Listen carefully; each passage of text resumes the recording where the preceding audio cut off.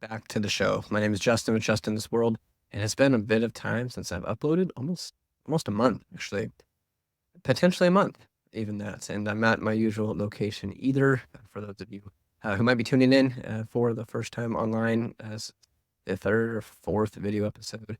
I believe if you're on audio only right now, then you can see this live on YouTube and soon to be Rumble, and other platforms too. But all that aside, I wanted to hop on and while I'm on the road, just chat a little bit. It's been kind of an interesting few weeks. I'm not gonna sit here and like make a big long story here. I came back to recording regularly and consistently increased the quantity of recordings and will continue to post regularly. Had a few weeks off there where schedules just honestly didn't line up. Ended up needing to take on a bit more responsibility at work, and that changed my capacity just a little bit. Got sick out there and lost my voice again, and it's just stuff, right? Stuff that comes up and it prevents you from doing what you want to do. And sometimes that's because we don't plan very well. And ultimately, the last few weeks, I just didn't execute my plan very well. And I'm not afraid to admit that, nor am I afraid to share that here publicly.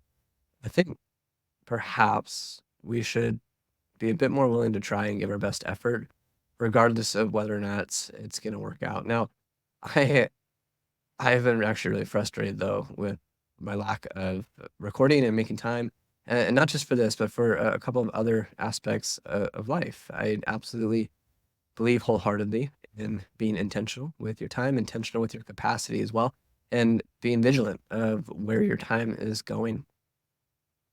It's too easy. It's too easy in the world that we live in to fall prey to these things. And so I have several episodes where I've talked about different ways to build habits and different mentalities around discipline. And here I am on the road in the hotel. I'm gonna have my actual camera with me. I'm using the integrated webcam on my computer. Thankfully, it's pretty good, so this should turn out okay for recording. At the end of the day, you might have a plan and you might be afraid to execute that plan because you're fearful that it's not going to be perfect. And the truth is, it might not be perfect. It might not be. Oh, in fact, few things are.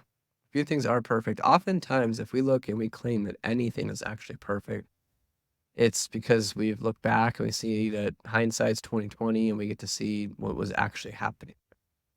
This podcast, Just in This World, is about being in this world and not of it. And the reality is we're in a non-perfect world. Now, there are moments, there are things that happen in our life that absolutely feel like, man, you know what, that was perfect. I would say that when it comes down to perfection, my wife is the perfect woman for me. Does that mean that she's perfect? No. Am I perfect? Absolutely not. Is our relationship perfect? No. But she's definitely perfect for me. And when we set out to do something new, when we set out to try something, hesitations seep in. And a lot of that's doubt, a lot of that's lack of self confidence. And too many of us are afraid to start something for one of two reasons. One of those reasons is that you're afraid that you're not going to get it right. You're not going to do it perfectly. It's not going to be good enough, whatever that might be. And so you don't, or you start confident quite there. So you don't push forward. You don't give it your best shot anyway. You don't trust in the process. You don't trust that it could get better in the future. You look at your first try at something and assume that your 100th try is going to be the exact same.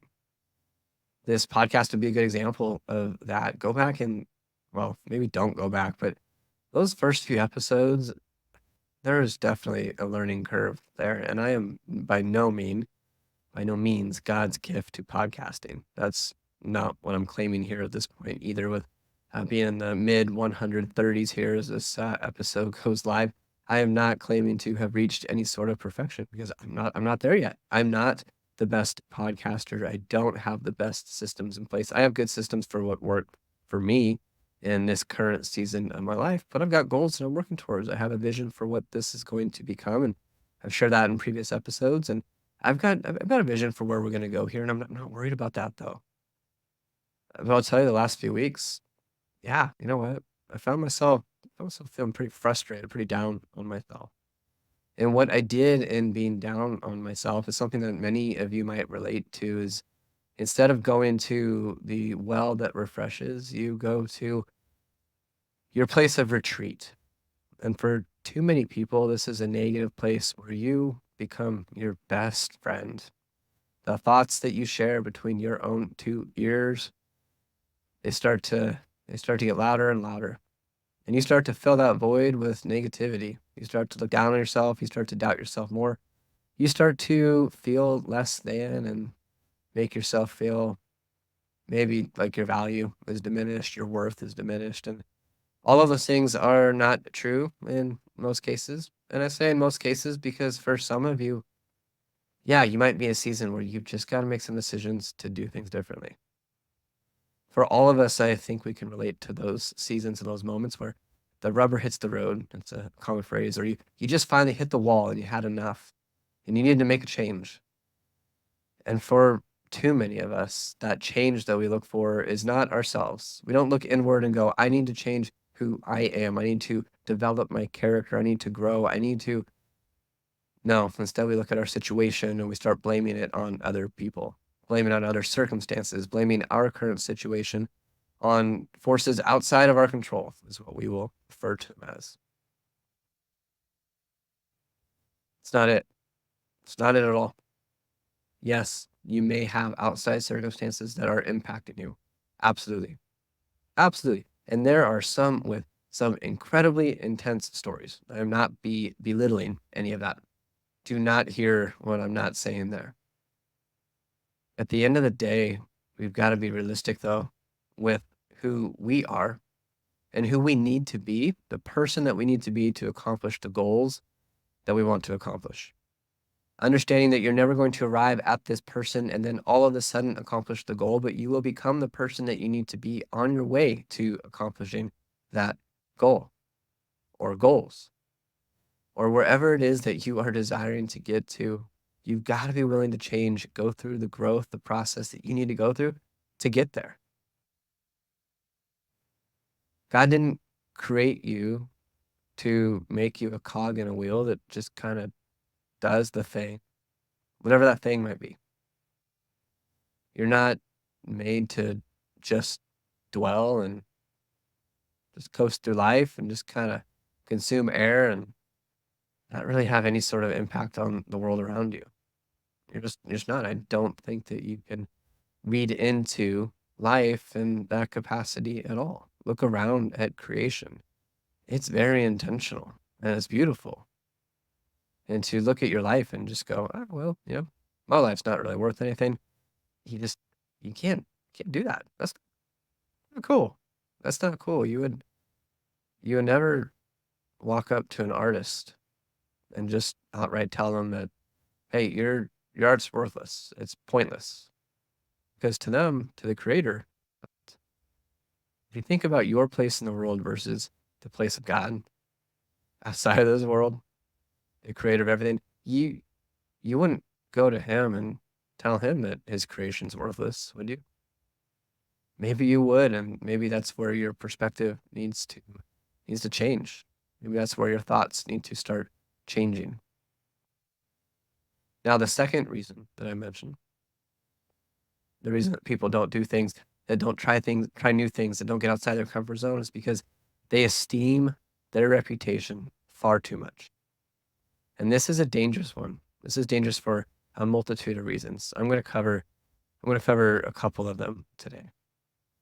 The danger in esteeming your reputation too much is that not only will you be too afraid to try something new or do something differently because of what somebody might think of you, you'll be afraid to think outside the box. You'll be afraid to start that business. You'll be afraid to start that new eating plan. You'll be afraid to start training for that race. You'll be afraid to do all sorts of things because you will give over the power, the decision-making power to do something great. You'll give that over to other people and what they might think. It might impact your relationships and your friendships, you stepping out to do something new, and you literally might choose not to do it because you're too afraid of what your friends, your family might think. And the reason this is scary, the reason this is a slippery slope, and I don't even like to use that phrase, but for some things it just applies. The closer you get to the edge on slippery footing, the easier it is to fall. When you esteem your reputation far too much, what happens when the world decides that it does not appreciate Christianity? What happens when your community decides that because you're a Christian, your value, your input is lessened?